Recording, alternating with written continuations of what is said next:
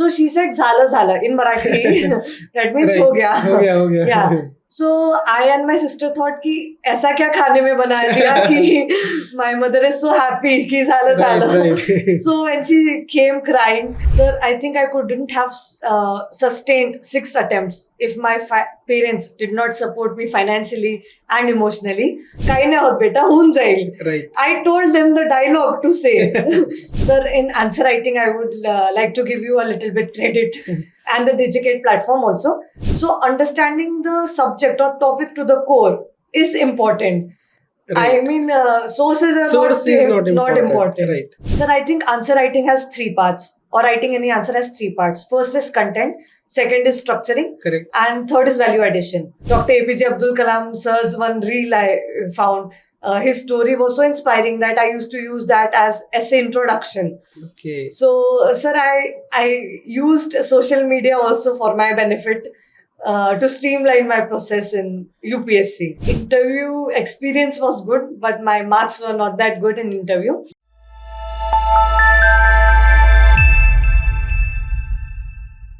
Hello all and welcome to the Digicate podcast, where we don't just talk about success, we explore the journey, the sweat, the silent battles behind it. This is the space where ranks are just numbers, but stories are everything. Today's guest is someone who makes the Digicate family proud, not just because she secured All India rank 517, but because of the way she kept showing up, growing stronger with every setback. Savi Shrikant Bulkunde is not just a UPSC achiever, she is one of our own students at Digicate. And soon she will be donning the role of an IAS officer. In today's conversation, we will talk about her mindset, methods, meltdowns, and the small wins that built up one big dream. It's an honor to welcome you, Savi. Welcome to Digicate. Thank you, sir. Savi, UPSC journey is not simple. It's very difficult. And you have managed it quite well. So please elaborate and tell our viewers how was your journey and where did it begin exactly? Thank you for welcoming me to the platform, sir, first of all. Secondly, I would like to tell about my journey. To our viewers, firstly, I would like to tell about my background. I have done my schooling, my graduation in electrical engineering from Nagpur itself. And from there on, I have started preparing for civil services examination. This was my 6th attempt in UPSC. Right. So this has been a very long journey for me. And sir, as you said about the setbacks, Yes. there were a lot of setbacks. There were a lot of highs and lows in the journey. And sir, finally clearing through and getting All India rank of 517, I feel I'm really fortunate about it. And all my hard work has seen the light of the day. Yes, definitely, Savi. Savi, after interview, you obviously must be waiting for the results, Yes, right? sir. And when you came to know, what was your first reaction and what was your parents' reaction? Okay. Sir, so we predicted that result would come in the same week because interviews ended. Okay. And after the last interview, in 5-6 days, results come. So that day we were expecting the result on 22nd April. So I was away from Telegram because it gives a lot of stress. Correct. So It creates a lot of anxiety. Yes, It's coming. Yes. So I and my sister, we were sitting in a drawing room and my Okay. mother was cooking food Okay. because it was around 2 o'clock. So my mother saw the result first. Oh, okay. She joined many Telegram groups. So it Oh. came, a PDF came and she was cooking food. Right. So she said, "Zala zala" in Marathi. That means Right. हो गया. हो गया. Yeah. So I and my sister thought कि ऐसा क्या खाने में बना दिया कि my mother is so happy कि zala zala. Right. So when she came crying, then I said, "Wait, many fake PDFs come. Let me check that it is authentic PDF and my roll number is there." And so when I checked the PDF and phone started ringing at the same time. Right. So, how was your feeling when you saw or when you come to know that you have finally made into the list? What you really felt at that moment? Sir, as I told you, it was my 6th attempt. Right. And I have seen many failures. Last year also, I was not in the final list. Post giving interview, if you're not in the final list, I knew that feeling. So I just felt relieved after seeing the result. ki okay, our name is in the final list, and I felt a bit satisfied and relieved. That was my emotion running through my Emotions. head. Okay. Yeah. Savi, I want to ask you a few more questions. How your life has been changed after the result? Sir, on the personal level, or regarding my nature and my personality, I have not changed. But the people's perspective towards me have changed. Correct. Earlier, if any student used to come or any junior used to come, I used to give them also advice, what I give now. But now, post result, I think they take it more seriously. Right. So now people have started listening to you. Yes, right. Right. Savi, was there any specific turning point during your preparation where you felt that you are definitely going to crack this exam this year? Did you ever realize that this, yes, I'm going to do it? Sir, I think I had some belief in myself and in my answer writing, because some things came naturally to me. Like I said, the structure of the answer, or the presentation skills of the answer, that came naturally to me. So I thought I could definitely do it also. If I develop my content, if I build on my content, I could definitely clear. So I had that inner realization that I could do it. Yes, and you really did it. Savi, so what was the role of your parents during your preparation? It has been a long journey. So, what they thought, and as aspirants struggle, parents do also struggle. As aspirants take the stress, they also go through the same level of stress. So, how did they support you, and what was their role in your success? Sir, I think I couldn't have sustained 6 attempts if my parents did not support me financially and emotionally. So, parents' role is really, really important in this journey, because when your mother or your father says, "Beta, tu kar, hum hai," that gives so much confidence, and that makes you stress free to study. Correct. So, parents' role is really important. And as you said, when we take stress, parents also take stress. Correct. So when I would like to share an incident with you. So one day I was feeling very stressed, and I called my mother and I said कि mummy खूप tension येता है कि खूप tension येत आहे, मी काय करू. So my mother said, बापरे तुला टेन्शन येत आहे, आता काय करायचं. So my parents took more stress. More stress. So I said, mummy, when I say की मला स्ट्रेस येत आहे, I gave them a line. You should say, काही नाही होत बेटा, होऊन जाईल. Right. I told them the dialogue to say. So the next time when I used to say, mummy tension येत आहे या स्ट्रेस येत आहे, so they used to say, काही नाही होत बेटा, होऊन जाईल. Okay.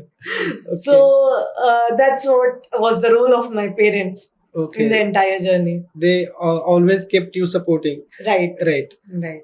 Savi, UPSC has n number of subjects, and each subject has its own demand. So, which subject gave you sleepless nights? Firstly, sir, this was my second mains and second interview. So last year in anthropology, I scored very less marks. That is 188 marks in mains. Okay.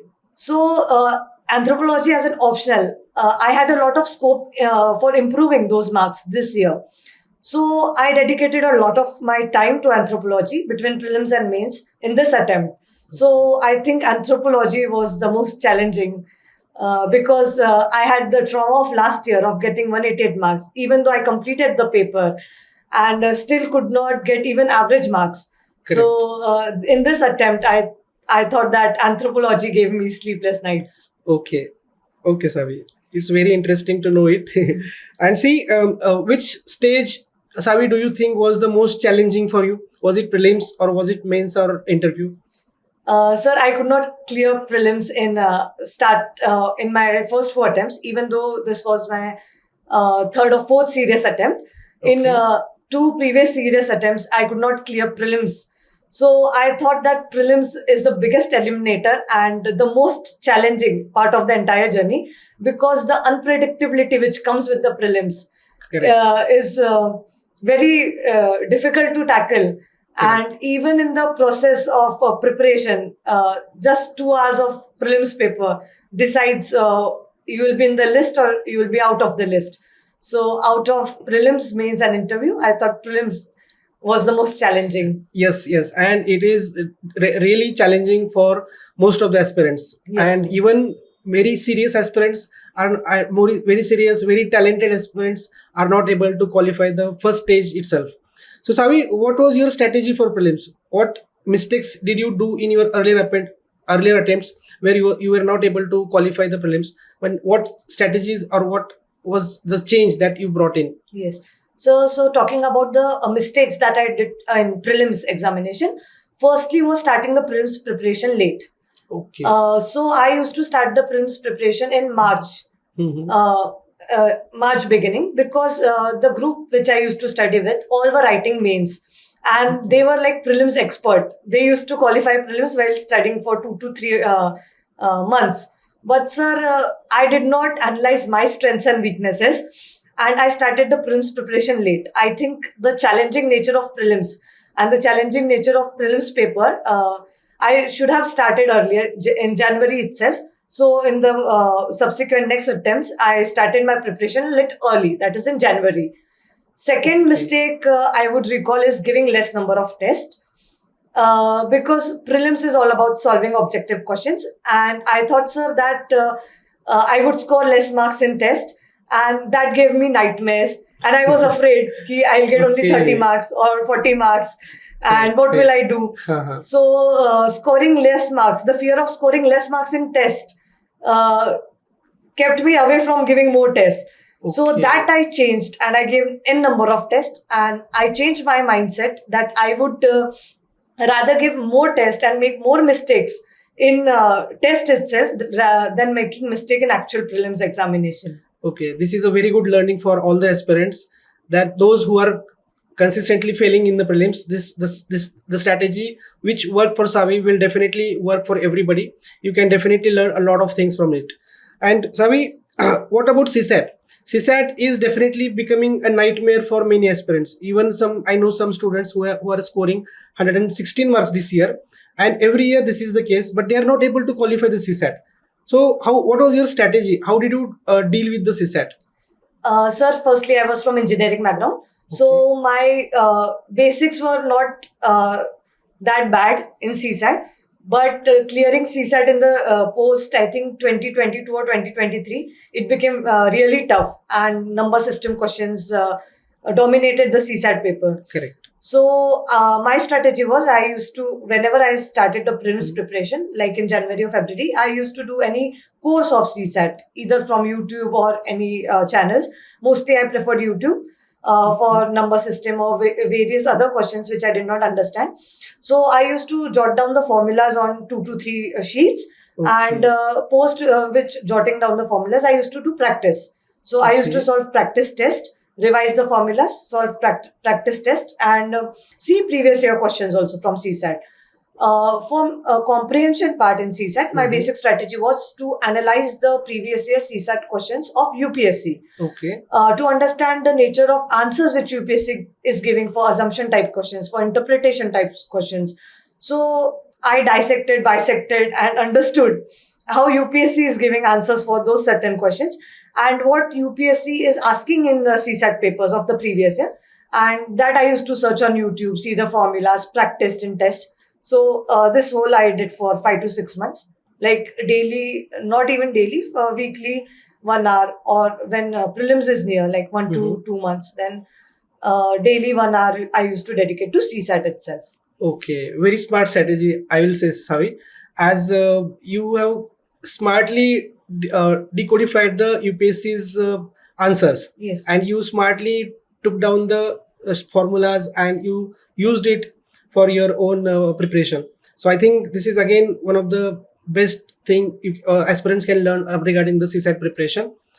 Savi, what about your mains? How and when did you start your mains preparation? Sir, as I told you in previous attempts, when I did not clear the prelims, I used to study with a group of people who were already giving mains examination. So my strategy was that I should complete mains before I clear any prelims. Okay. So I should be mains ready. Correct. The year I clear prelims, I should be in the finalist. That was my strategy. Correct. That did not turn out last year, unfortunately, as I Yes. was not in the final list. Yes, yes. Uh, You but did appear for interview last year. yes. But my strategy was to be mains ready. before giving prelims. And for mains also, my strategy used to be, I used to study previous year questions and main syllabus thoroughly. Supposedly in main syllabus, if there is any keyword of GS3, suppose in agriculture, if there is keywords like upward, downward linkages, so I used to make notes, main specific notes on every keywords. Okay. If there is a question on MSP, what are the positives of MSP? What are the negatives of MSP? What are the challenges? What are the government efforts? What are the limitations? What is the way forward? Which committees have been formed? So I used to make one-pager notes for every point of the syllabus. So in this way, my mains notes were ready before prelims. Correct. So this is how we make holistic Yes. coverage of each and every topic mentioned in the syllabus. The holistic coverage. What that topic means? I mean, for example, MSP. Right. What this MSP is, then its positives. Right. What is its significance? Then what are the challenges existing, government initiatives, and how to conclude it on a positive note. So all these are takeaways for the preparation of any topic prescribed by the UPSC in its syllabus. Right. Right, Savi? And what was your strategy regarding answer writing? Okay. Sir, in answer writing, I would like to give you a little bit credit and the Digicate platform also. Because Thank in you, answer Savi. writing, I think the structuring is a very important part in that also. Because every aspirant has nearly the same content. Everyone knows the definition to, for example, in ethics, everyone knows the definition to emotional intelligence. But how you present it, how you present the paper, how you structure your answer, that would give you an edge of half and half marks or 1 marks in each question. And subsequently, in 20 questions, you would get 20 marks edge. Correct. So my basic role for mains answer writing was to get that half mark extra or 1 mark extra in each question. So I used to put some efforts like in introduction, some datas, key facts, or some definitions from if UN definitions or WTO definitions. In even in the body part, if I could include the map of India, map of the world. Correct. Or in geography, I could include any technical, like if question is asked about earthquake, then earthquake prone areas in the India's map. Correct. Or the epicenter diagram which we make for earthquake. Correct. So this basic things I would include in the body part. And I wrote my questions in point format. And in each point I tried to substantiate each point with example. If I used to write, for example, 10 points, so I used to try in 7 points, I could substantiate with examples. And out of the 7 examples also, I tried 2 examples, if I could give unique examples. For example, in ethics, I tried to give some unique examples from newspapers or from my general observation. So that was my strategy for the body part. And then for the conclusion part, I used to try and include the SDGs, then some articles from the Constitution. In ethics, I used to include any mythological examples or any quote from Bhagavad Gita or Quran. Okay. Or Buddhist quote or Jain quote for ethics. So this is how I structured the entire answer. Okay, excellent. And this is what we can see, the writing excellent answers and knowing all the aspects of answer writing. The way we write an introduction, the way we write conclusion are all important, and that's going to make the difference. This is how Savi did learn, and this is how she did perform in the examination, and now she is in front of us as an IAS officer. So Savi, let's talk about notes making. Again, this is one of the biggest problem faced by many students. So what was your strategy? How did you make the notes? Were it minimalist or were it attacking? So note making was different for prelims and for mains.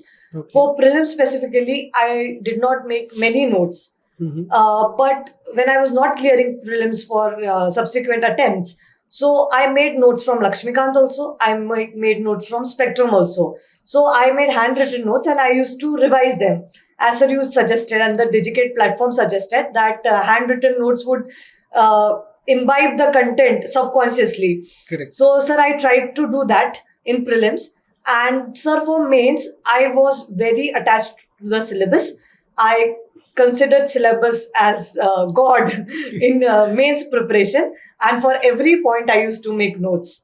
Okay. Yes. So tell me honestly, Savi, was there any dilemma which one to choose or which one to go with, Lakshmikant or class notes? Sir, I think many toppers would say read only one book or Right. read only, keep your sources limited. But sir, in this long journey of my 6 years, I felt that if you don't understand anything from any book or any class notes, don't hesitate to search anything on Google, don't hesitate to search anything on YouTube, and try to understand the topic to its core, to its basics. For example, economics. In economics, if you don't understand repo rate concept, or if you don't understand any of the concepts from the book itself or from your class notes also, so I think you should search it on YouTube, or refer to different notes, talk to your friends about this, talk to your mentors about this, and get a basic understanding. So understanding the subject or topic to the core is important. I Right. mean, sources are Source is not not important. important. Right. Your preparation of that topic is important. Source Right. is never important. Right. Right. Savi, UPSC's mains duration is really a emotional roller coaster for everybody.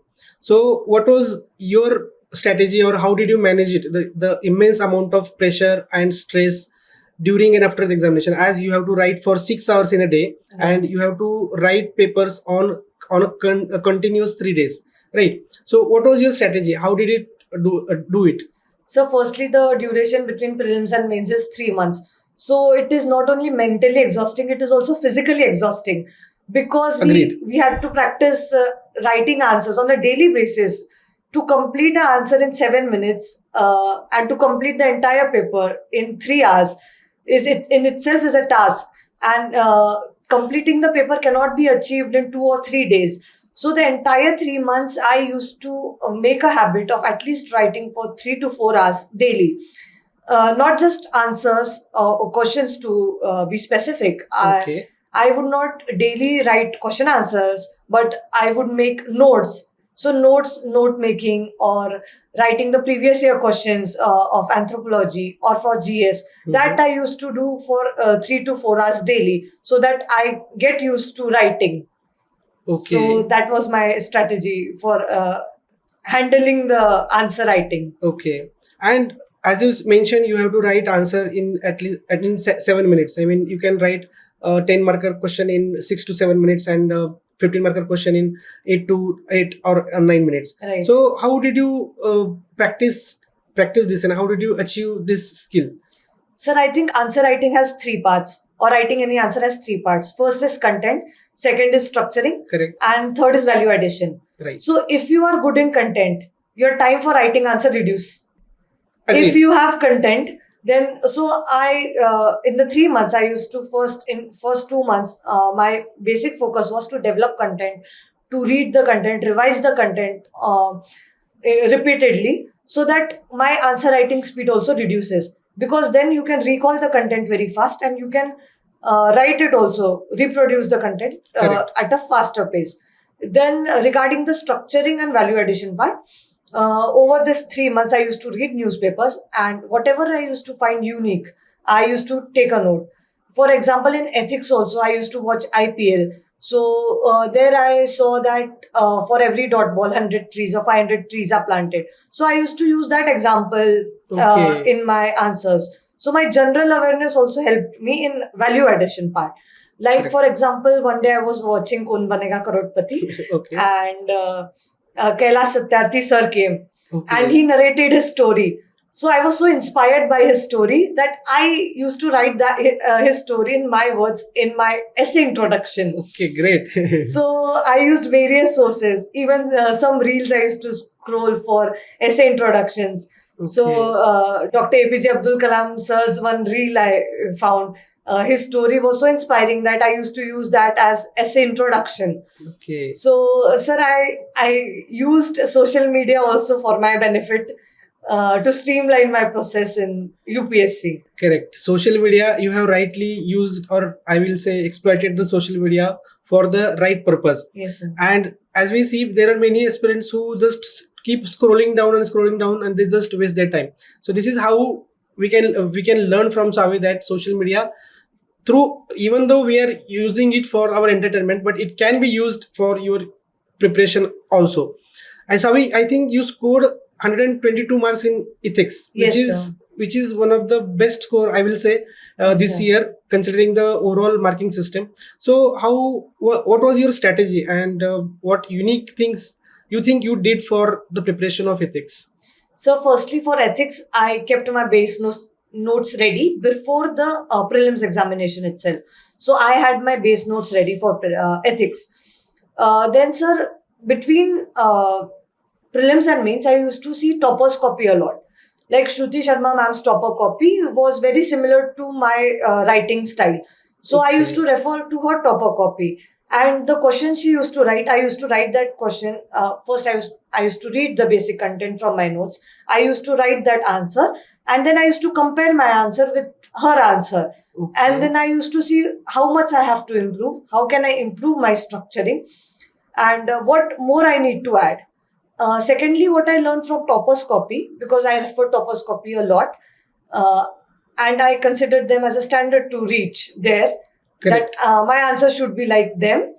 So, from Topper's copy, I realized that in ethics part, after every introduction, Toppers were making some diagrams, some flow charts, or some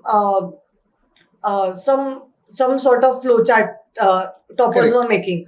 So I incorporated that in all of my 13 questions in ethics. And in conclusions of ethics, I tried to give mythological examples, as I told you earlier, Right. from all religions. And then I used to use the ethical keywords like utilitarianism, justice approach. These ethical keywords I used to make sure that I include in my answer writing Okay. of ethics specifically.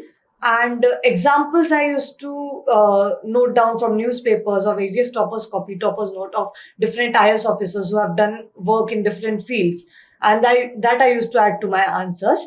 So in this way, I dealt with the 13 questions. Regarding the case studies, uh, I decoded the case studies have a similar pattern or on similar lines, like for corruption, for political pressure, or for seniors pressure. Correct.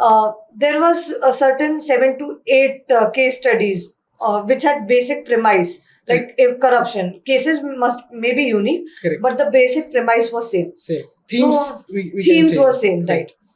So I used to take a note of those themes and keep them pre-prepared itself for case studies also. Okay. So that was my case studies approach.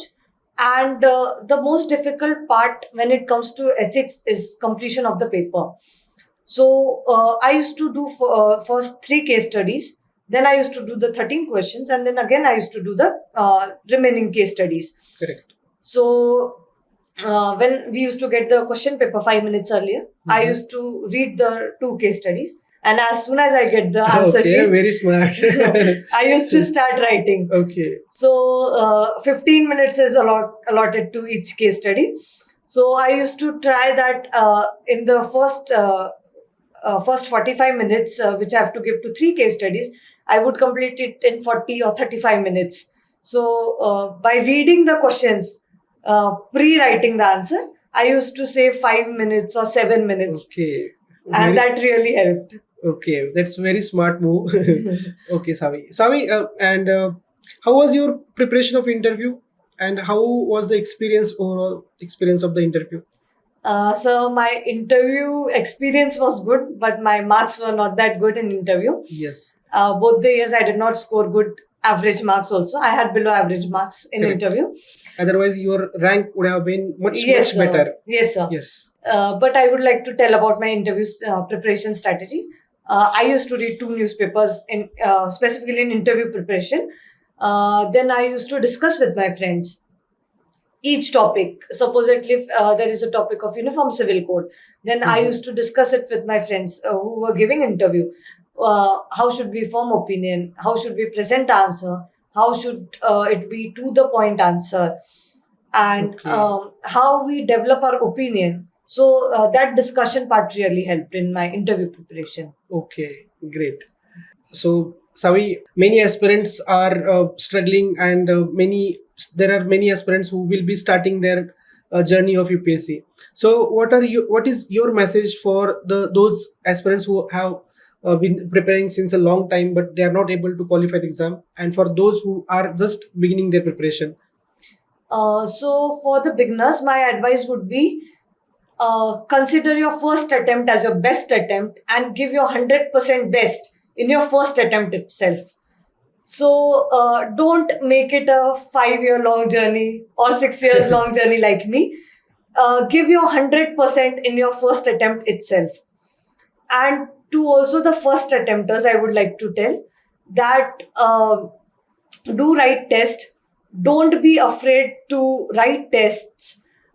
You will score less marks in test, but this is where you have to improve.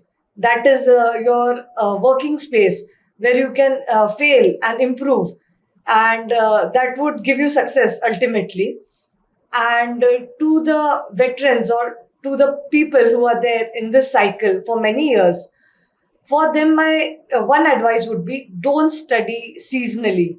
Like when prelims come, you start the preparation, Right. or when mains come, you start the preparation. Study for year long. I know Correct. it is very difficult. It is easy to say and difficult to be done, but I have done it myself. When I did not clear for subsequent many attempts, I used to study year long, because this exam and this preparation needs year long efforts. Correct. So you should not be an occasional uh, Aspirant. like your occasional aspirant. Like when prelims come, then your eyes will open and you'll study. Yes, and many do this thing. Yes, yes, They really do seasonal studies. yes. So that should not be your approach in UPSC specifically, I would Correct. like to tell. Correct. So this is definitely, seasonal study is definitely a suicidal study plan or study strategy, I will say. Yes.